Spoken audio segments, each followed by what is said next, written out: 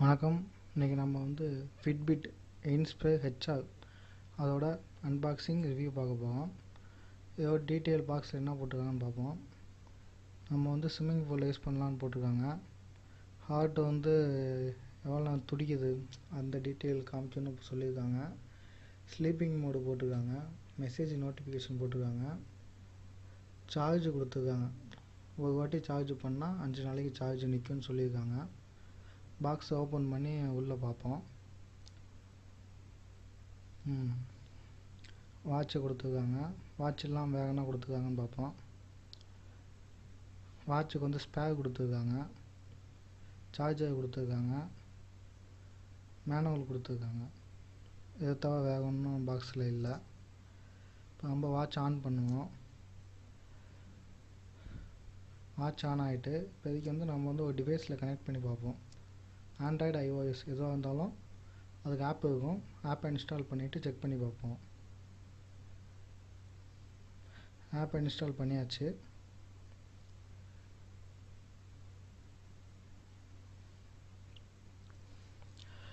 Join Fitbit login கொடுத்துருக்காங்க. நீங்கள் புது யூஸராக இருந்தால் ஜாயின் ஃபிட்பிட் கொடுத்துக்கோங்க. அக்கௌண்ட் வச்சுருந்தீங்கன்னா லாகின் கொடுத்துக்கோங்க. உங்களுக்கு எதுவும் அது ஓகே கொடுத்துக்கோங்க. உள்ளே வந்ததுக்கப்புறம் அதோட டீட்டெயில் நிறையா கொடுத்துருப்பாங்க. என்னென்ன ப்ராடக்ட் இருக்கோ அது எல்லாமே. நீங்கள் எதனா வச்சுருக்கீங்களோ அதை வந்து ஓகே கொடுக்கணும். இன்ஸ்பயர் ஹெச்ஆர் இருக்குது, அது ஓகே கொடுத்துக்குவோம். கொடுத்தோன்னே அந்த வாட்சோட டீட்டெயில் கொடுத்துருப்பாங்க.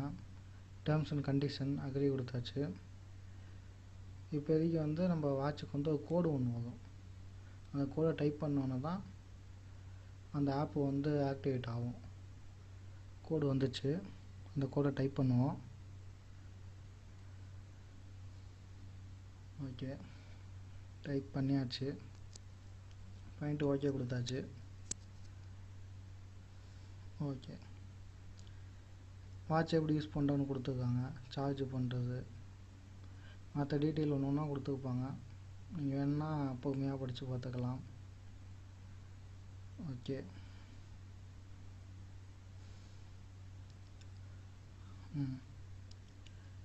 கொடுத்தாச்சு. இதில் ப்ரீமியம் பேக் கொடுத்துருக்காங்க. ப்ரீமியம் அது வேணாம் அப்படின்னா நம்ம விட்டுட்டு ஃப்ரீயாக யூஸ் பண்ணிக்கலாம். Free bag.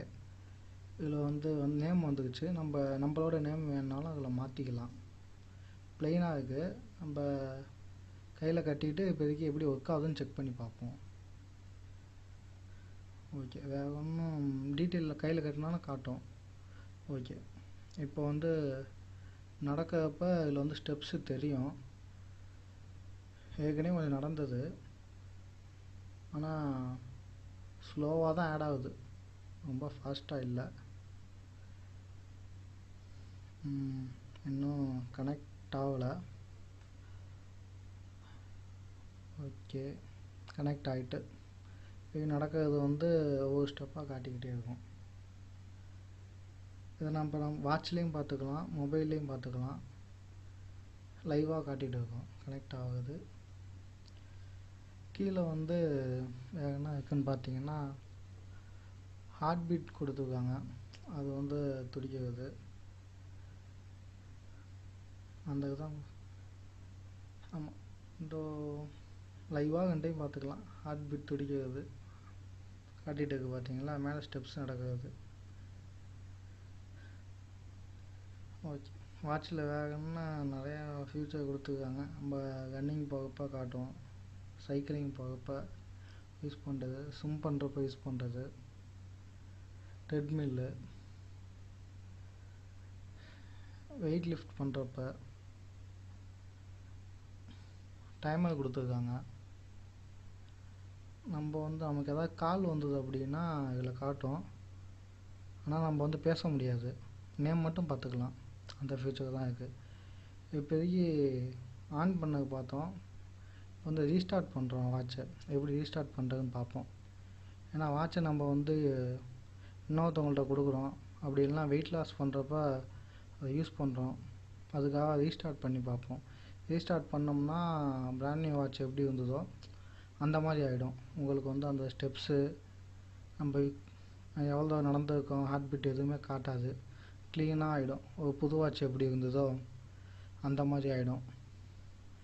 ஓகே, வாட்ச் இப்போ அந்த மாதிரி ஆகிட்டு நம்ம ஸ்டெப்ஸ் எதுவுமே காட்டாது. பாக்ஸில் வந்து எப்படி எடுத்தோமோ அந்த மாதிரி ஆகிடும் வாட்ச்சு. இதுதான் இதோட டீட்டெயில். நன்றி.